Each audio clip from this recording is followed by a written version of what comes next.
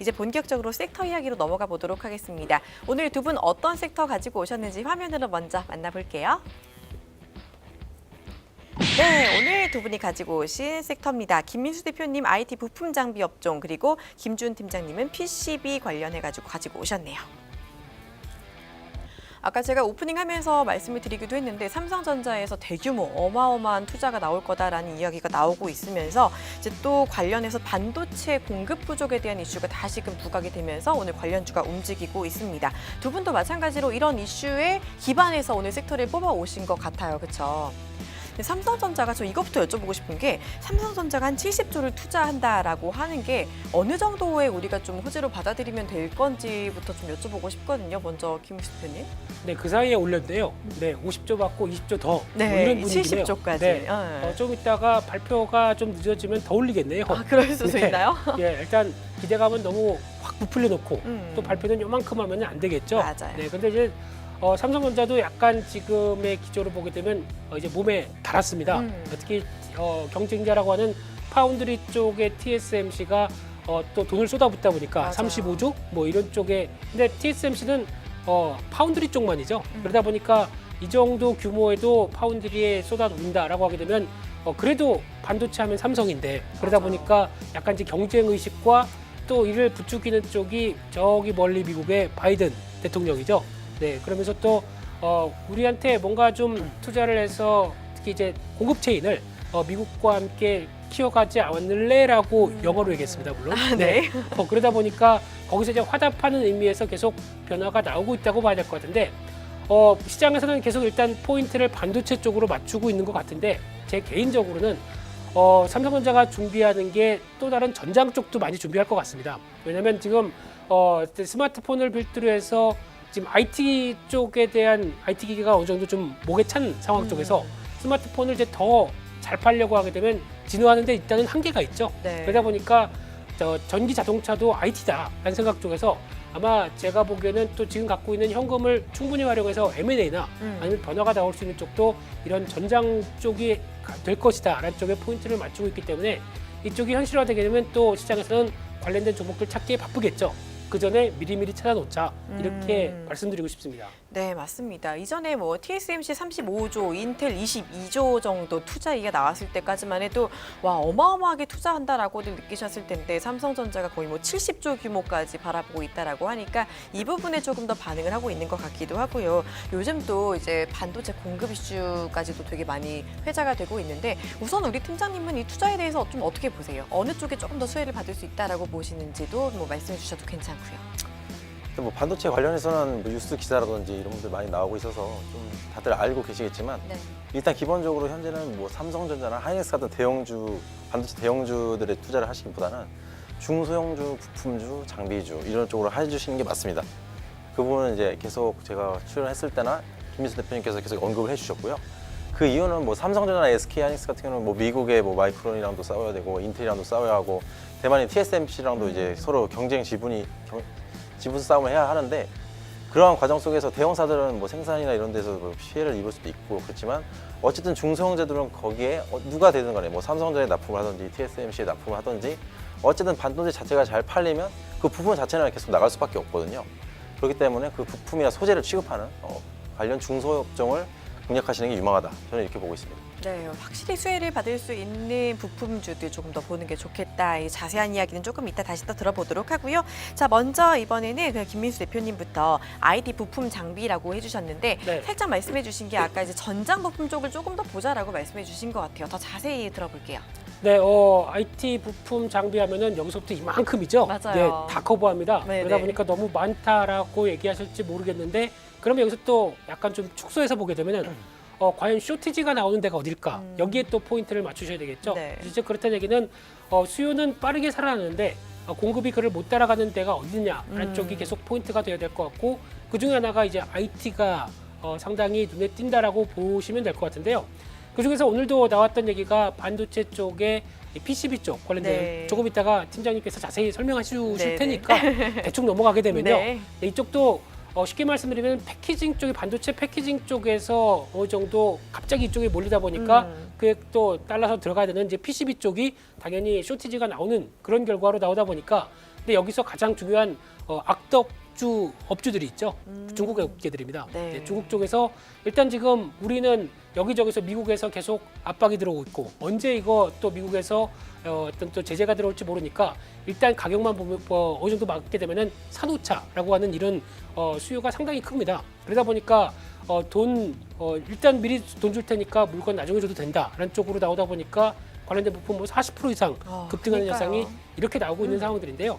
그러다 보니까 이제 공급하는 업체 입장 쪽에서는 이를 충분히 누린다라고 하게 되면 아무래도 Q가 일정하다고 하더라도 P가 이만큼 올라가게 되면 수혜가 입을 수가 있겠죠. 그쵸. 그런 쪽에서 여러 가지 기대감이 높다는 관점 쪽에서 이런 이어지고 있는 뭐 가전부터 반도체 그리고 또 IT 여러 가지 기기 쪽은 또 살펴보는 게 맞다라고 보여지고 있는데 그 중에서 또 계속 확대되는 게 이 IT 쪽도 앞서 말씀드린 것처럼 전기차도 IT다라는 쪽으로 봤을 때 이 전장 부품에 대한 성장세도 계속 눈여겨볼 필요가 있다라고 다시 한번 강조를 드리고 싶은데요.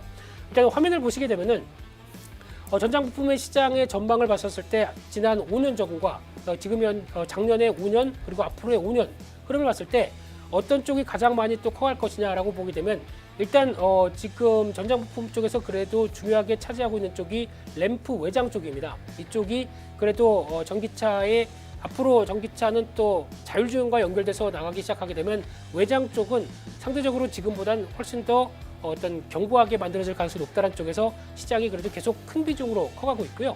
그중에서 순수 전기차 부품 같은 경우는 2014년도에 거의 없었습니다. 근데 지금 의미 있게 앞으로 5년 뒤면 변할 걸로 보여지고 있고요. 그보다 더 주목을 해야 될 부분들이 인포테인먼트라는 부분들. 특히 지금 2014년도 과거에도 인포테인먼트라고 하게 되면 약간 차량용 이제 대시보드 쪽에 어떤 디스플레이로 좀 펼쳐졌던 부분들이 점점 더 커지면서 확장세가 들어가기 시작을 하겠죠. 이런 쪽도 눈길이 가고 있다고 봐야 될 것 같고요.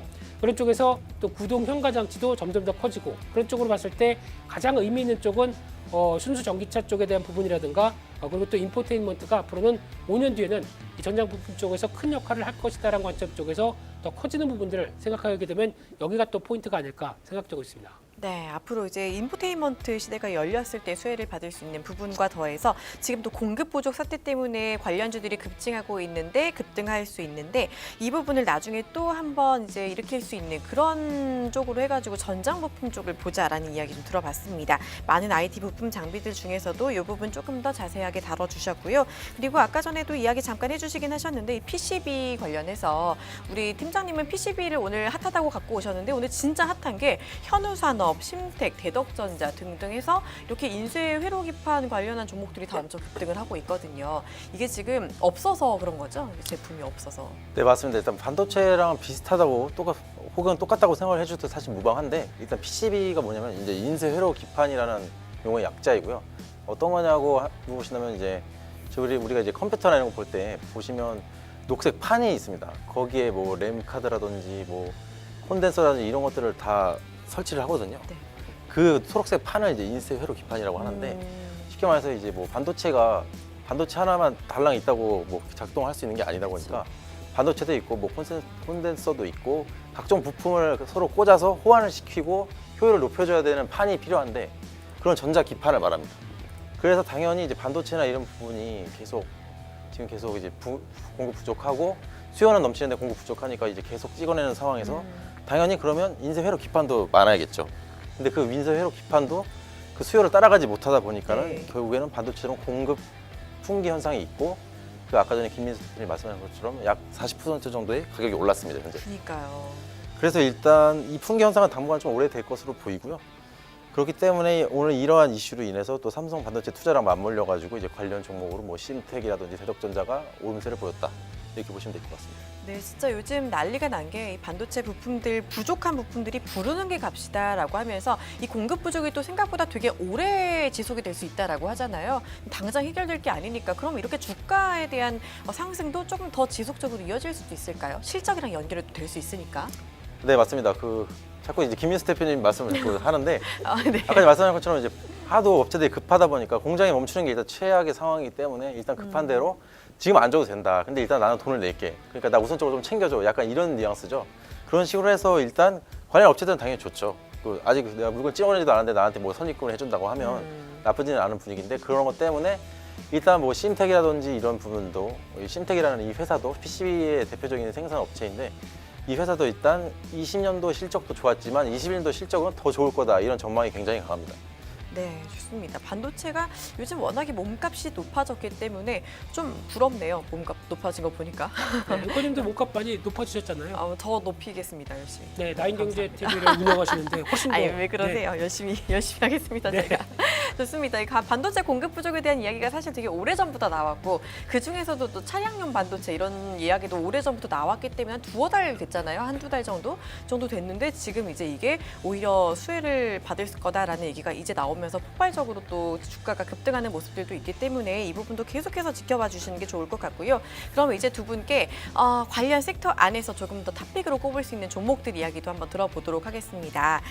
우선 우리 김민수 대표님 탑픽을 뽑아볼 텐데 이전에 말씀해 주셨던 종목들이 좀 잘 가서 사실 오실 때마다 요즘 제가 얘기 드리는 것 같기는 해요. 우리 이전에 SFA가 괜찮을 거다라고 하셨는데 이 종목도 어제 좀 많이 오르기도 했었고 그렇죠. 네, 리뷰부터 한번 할까요? 저는 까먹었습니다. 사놓고 잊어버리는 스타일이어가지고. 그게 네. 이제 그 뇌동매매를 안 하기 위한 되게 좋은 방법 아닌가요? 사놓고 까먹는 거. 네, 기업 내용들 어느 정도 확인됐다 그러면은 그냥 진드가니 갖고 있자라고 하게 되는 게 가장 좋을 것 같고요. 여기서 뭐 5% 올랐다고 팔고 다시 밑에서 사고 저 이런 거 못합니다. 그냥 네. 꾸준하게 들고 가면 좋을 것이다라는 쪽의 변화들 계속 기업 내용들을 확인하면 될 것 같은데 최근 들어서 SFA 그날도 할까 AP 시스템 할까 둘 중에 고민하다가 그래도 좀 저희가 또 일주일에 한 번 네. 일주일이 또 이렇게 돌아가다 보니까 좀 더 진드간이 갖고 있는 쪽이 이쪽이겠다라는 쪽에서 말씀드렸는데요. 지금 동향을 보게 되면은 여전히 아직 이제 OLED 최근에 나오고 있는 수출 데이터를 보다 보니까 OLED 쪽의 수출 금액이 상당히 많이 늘었습니다. 2월 달부터 빠르게 늘다 보니까 이쪽에 나오고 있는 OLED 관련주 일단은 먼저 소재 쪽이겠죠. 근데 장비 쪽도 삼성 쪽에서 준비를 한다라고 하게 되면 당연히 올라갈 걸로 보여지면서 단기적으로는 지금 직전 고점대에서 약간 멈춰 있네요. 그럼에도 불구하고 직전 고점대까지 적어도 여기 그다음에 5만 원대 여전히 유효한 가격대니까 좀 더 지켜보셨으면 좋겠습니다. 네, 좋습니다. SFA도 이제 괜찮게 보신 종목이기 때문에 조금 더 지켜보자라는 이야기 들어봤고요. 오늘 준비하신 탑픽은 어떤 종목일까요? 네, 오늘도 이제 차트는 약간 비슷할 수 있습니다. 횡보됐다가 시장에서 어떤 변화가 나오게 되면 바로 움직일 수 있을 만한 쪽인데요. 종목이 하이비전 시스템입니다. 이 회사가 하이비전, 네, 시스템. 높은 비전, 네. 항상 비전을 높게 가져야 되죠. 네. 이런 쪽에서 이 초소형 카메라 모듈 자동 검사 시스템이 매출이 한 절반 정도 차지하고 있고요. 거기다가 영상 평가 장비가 또 절반 정도를 차지하다 보니까 즉 작은 카메라로 모든 걸 다 관찰하고 거기다가 또 평가도 영상을 평가한다. 이게 과연 뭘까요? 쉽게 말씀드리면 자율주행차나 이런 전장 부품 쪽에서 쓰일 수 있는 대표적인 섹터다라고 봤었을 때 이쪽이 중요하겠죠. 그래서 지금까지는 삼성전자나 LG노텍 쪽에 납품하면서 어떤 스마트폰과 연관된 쪽에 가장 많이 주력했던 부분들인데 이게 좀 더 확대되기 시작하죠. 특히 LG노텍도 이제 전장 부품 쪽에 좀 더 신경을 쓰겠다라고 하면서 LED 쪽을 어느 정도 사업을 정리를 해버렸죠. 그러다 보니까 이쪽에 드라이브를 걸게 되면 당연히 실적이 좋아지는 걸로 나올 텐데 그러다 보니까 실적이 벌써 2020년도부터 작년 같은 경우 IT 부품주들이 많이 고생했음에도 불구하고 실적이 좋아졌죠. 네. 그런 쪽으로 나왔을 때 올해는 영업이익이 지금 한 230억대, 약 한 80% 정도 작년보다 좋을 걸로 생각합니다. 근데 주가는 왜 이러고 있죠? 이러면 안 되겠죠? 그렇죠. 네, 그래서 아마 1분기 실적 발표가 어느 정도 가시화되는 흐름들이라고 하게 되면 주가는 반응할 가능성이 높습니다. 올해는 횡보가 이어졌고 거기서 그때 보여줬던 모멘텀이 꺾이지 않았는데 오히려 모멘텀이 그대로 살아가기 시작한다라는 쪽에 실적이 발표되게 되면 오히려 주가는 움직이겠죠. 그래서 지금 아마 1차로는 한 15,000원대 전후 정도가 단기 또 매물벽이 있다 보니까 한 단계 레벨업 됐을 때 멈칫할 수 있다고 하더라도 실적에 대한 전망치 올해 양호하게 나온다라고 하게 되면 적어도 직전 고점대 17,500원대까지는 충분히 갈 수 있겠다라는 쪽에서 지금 14,000원, 14,500원대 밑에서는 충분히 접근할 수 있다라고 봐야 될 것 같고요. 그래서 일자 목표가는 17,500원대 그리고 손절가는 12,500원대로 혹시나 여기 이어졌던 횡보대 박스권 하단부가 이탈된다라고 하게 되면 손절 대응하는 쪽으로 말씀을 드리겠습니다. 네, 좋습니다. 하이비전 시스템, 카메라 모듈과 스마트 부품 관련 취급하고 있는 자율주행 전장 부품 관련주로 탑픽으로 가지고 와주셨고요. 주가 아직 움직이기 전에 횡보하는 모습 보이고 있는 상황에서 지금 가격도 매수 가능하다, 한 14,500원 밑에서는 매수 가능하다라고 잡아주셨고, 목표가는 한 17,500원선, 손절 라인도 한 12,500원선 잡아보자라는 이야기 들어보았습니다. 자, 이어서 우리 김주은 팀장님의 탑픽도 들어봐야 될 텐데, 그 전에 테크윙 이야기부터 해봐야 될 것 같아요. 테크윙 이전에 오셔서 가지고 오시고 탑픽으로 가져오신 적이 있는 종목인데 이게 요 며칠 엄청 날아갔어요. 그렇죠? 축하드립니다. 네, 제가 네. 나와서 이제 뭐 처음으로 좀 의미 있는 성과를 보여드린 것 같아서 좀 뿌듯하고 네. 앞으로도 이제 좋은 종목을 더 잘 발굴해서 말씀드리도록 하겠습니다. 이 종목이 사실 25,000원 목표가로 보셨는데 지금 확 뛰어 올라서 28,000원 근처까지 갔단 말이에요. 네. 요거 혹시 보유하신 분들은 어떻게 더 하는 게 좋을까요? 더 가져가 볼까요? 아니면 1차적으로 분할 매도해서 수익을 가져가는 게 좋을까요? 일단은 뭐 다들 아시다시피 좀 많은 분들이 실수라고 할 수 있는 부분이 있다고 한다면 내가 가진 종목이 사람들은 보통 주식을 매수를 하시게 되면은 빨리 팔고 싶어 하는 욕구가 강해집니다. 특히 상승권이 높을수록 혹은 내가 현재 수익권일수록 팔고자 하는 욕구가 굉장히 강해지는데 이제 그런 감정적인 부분 좀 이겨내시면서 좀 냉철하게 보셔야 하고요. 네. 일단 이 종목 같은 경우에는 일단 저번에 설명드렸던 것처럼 일단 실적 부분도 앞으로 계속 계속 최대치라든지 계속 좋아진다는 부분도 말씀을 드렸었고, 또 지금 다들 아시다시피 업황적으로 제일 좋은 반도체 업종이 이제 장비 쪽이기 때문에 여러 가지 뭐로 아직도 계속 유효한 전략입니다. 그렇기 때문에 현재 되게 많이 상승을 했다고 수익권이 크다고 뭐 막 매도를 하시기보다는 정말 매도를 하시고 싶다고 하시면 분할 매도 관점에서 약 50% 정도만 실현해 주시고, 보통 이렇게 신고가를 돌파하는 종목들은 그 추세가 위에 이제 뭐 매물이라든지 과거에 샀던 사람들이 없기 때문에 좀 가볍게 더 탄력적으로 갈 수가 있습니다. 그렇기 때문에 약 50% 정도만 매도를 하시고 일단은 약 목표가 일단 3만 원 정도 좀 바라보시면서 부분 매도만 하시고 나머지는 좀 들고 가시는 게 좋을 것 같습니다. 네, 좋습니다. 오늘 반도체가 워낙 강한 상황에서 테크윙 조금 더 갈 수 있다라고 봐주셨으니까 25,000원 목표가를 터치했다고 해서 다 전량 매도를 하기보다는 일부만 정리하고 나머지는 한 3만 원대까지 가져가 보자라는 이야기 들어봤고요. 그리고 지난번에 가지고 와주신 두산중공업도 요즘 좋았잖아요. 이 부분도 같이 좀 볼까요? 요즘 이게 가지고 오신 것들이 이제서 한 2, 3주밖에 지나지 않았는데 빵빵 터지고 있습니다. 너무 대단하세요. 뭐 제가 한다기보다는 사실 시장이 잘 갈 수 있는 그런 종목들은 저는 이제 그냥 그거에 대해서 말씀을 드린 거고, 네. 그걸 실제로 이제 매수하시는 부분들은 또 이런 시청하시는 분들께서 결정해 주시는 거니까 저는 뭐 그냥 옛날에 황정민 씨가 했던 그 말처럼 시장에 저는 숟가락 하나 얹은 거다 이렇게 생각해 주면 될 것 같습니다. 아유, 수상소감급으로 시장에게 고마움을 표하면서 나는 그냥 뭐 거들었을 뿐이다라는 느낌으로 두산중공업도 조금 더 가져가봐도 괜찮다고 보세요? 네, 사실 이것도 이제 나쁘지 않은 흐름이라고 생각을 하는 게, 일단 좀 유효한 흐름이 있다면 차트에서 보자고 한다면 4월 네. 14일 날에 8% 정도 올랐던 구간이 있는데, 맞아요. 이런 식으로 아마 제가 이날 수급 동향을 파악을 다 하진 못했지만 이런 식으로 대형주가 상승하려면 아마 기관이나 외인 쪽에서 아마 큰 물량이 들어왔을 겁니다. 그렇기 때문에 요거를 또 바탕으로 해서 요게 요 시가 부분이 훼손이 되지 않는다면 들고 가실 여력은 아직 있고요.